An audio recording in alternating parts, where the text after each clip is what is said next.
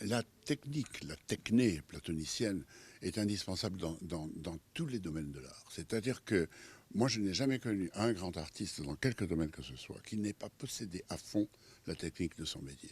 Et non seulement la tradition et de laquelle il vient, ça il doit le savoir, il doit absolument, on ne naît pas comme ça, out of nothing, de rien, mais il doit travailler intensément, il doit mériter son talent.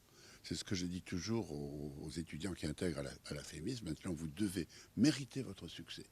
Et ça, c'est le travail quotidien. Vous devez non seulement bien connaître votre métier, en ce qui me concerne la technique cinématographique, un scénariste qui, en principe, n'est pas un technicien, doit être parfaitement au courant des derniers développements de la technique cinématographique, parce que si le metteur en scène qui est en face de lui commence à lui parler technique, et s'il dit « je ne sais rien, ça, il devient inutile d'un seul coup et inefficace. Donc la technique, qui est un travail, qui est une application, qui est une discipline intraitable pour l'esprit, parce que la technique change souvent, donc nous devons absolument être au courant, surtout en ce moment, où nous vivons une époque de frénésie technique, surtout en ce qui concerne les moyens de communication et d'information.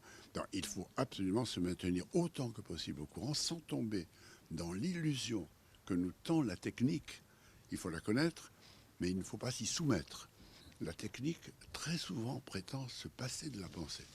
Il dit maintenant, bon, on a tous les moyens, on sait que c'est très facile de faire un film aujourd'hui. Bon, on prend une caméra, elle fait tout elle-même, elle se règle, elle est automatique, donc on peut filmer, rien n'est plus faux.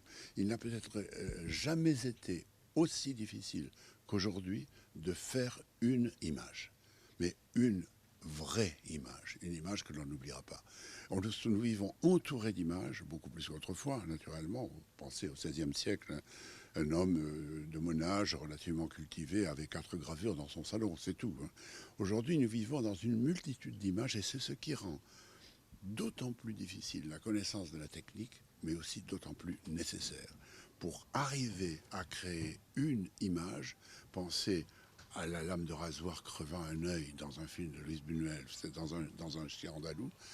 Dans un domaine non fictionnel, pensez aux jeunes Chinois qui essaient d'arrêter le tank sur la place Tiananmen.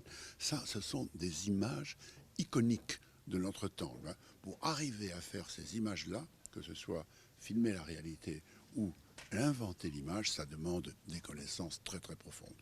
C'est toute notre société qui a changé par rapport à l'école laïque dans laquelle j'ai été élevé, dans laquelle nous sommes tous élevés, qui date de la fin du XIXe siècle, d'une société rurale.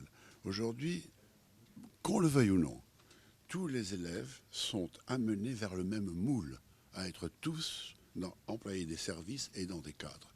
Que deviennent les enfants qui naissent avec des pouces verts et qui auraient pu être paysans, ou une grande habileté manuelle qu'ils n'auront plus la possibilité d'utiliser dans le monde où nous vivons? Ça, c'est le problème, pour moi, fondamental. L'uniformisation des enfants, qu'ils soient garçons ou filles. Le second problème qui se pose un peu plus tard dans l'enseignement, et qui me concerne directement, puisque j'ai présidé pendant 10 ans une haute école de cinéma, c'est qu'il faut absolument transmettre à ceux qui viennent la technique, le comment faire, mais surtout se garder de leur dire que faire.